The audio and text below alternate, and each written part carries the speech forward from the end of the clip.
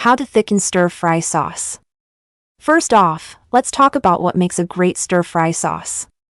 It's all about that savory flavor that coats your ingredients and makes every bite a taste sensation. So, what goes into a basic stir-fry sauce?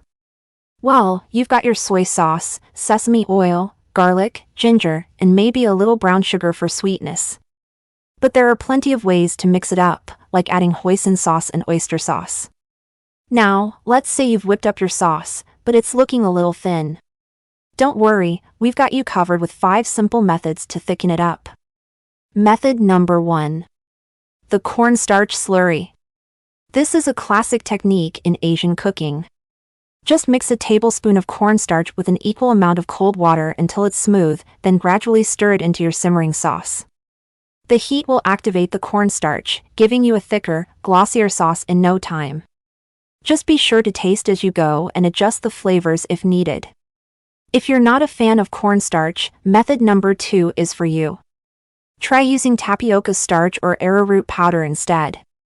Same deal as before, mix it with cold water, shake it up in a jar until there are no lumps, then stir it into your sauce over medium heat.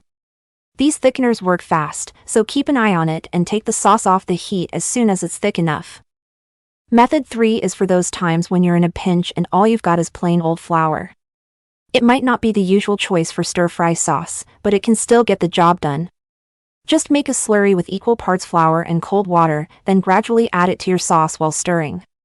Keep in mind that flour can make your sauce a little cloudy and might change the taste slightly, so you might want to bump up the other flavors to compensate.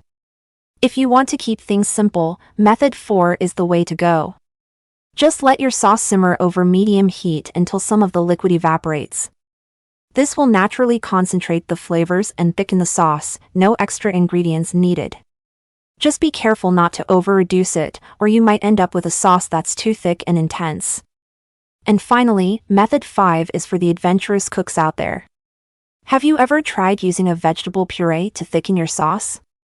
It might sound a little weird, but trust me, it works. Steam some taro root, bell peppers, or bok choy until they're soft, then blend them up and mix the puree into your sauce.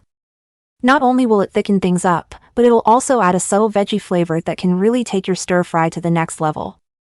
So there you have it, 5 easy ways to thicken your stir-fry sauce and make every bite a flavor explosion. But what if you make too much sauce and need to store it for later? No problem. Just let it cool, then transfer it to an airtight container or jar and pop it in the fridge for up to a week, or in the freezer for up to 2 months. Pro tip. Freeze your extra sauce in an ice cube tray, then transfer the cubes to a freezer bag for easy portioning later on. When you're ready to stir fry, just grab a few cubes, thaw them out, and you're good to go.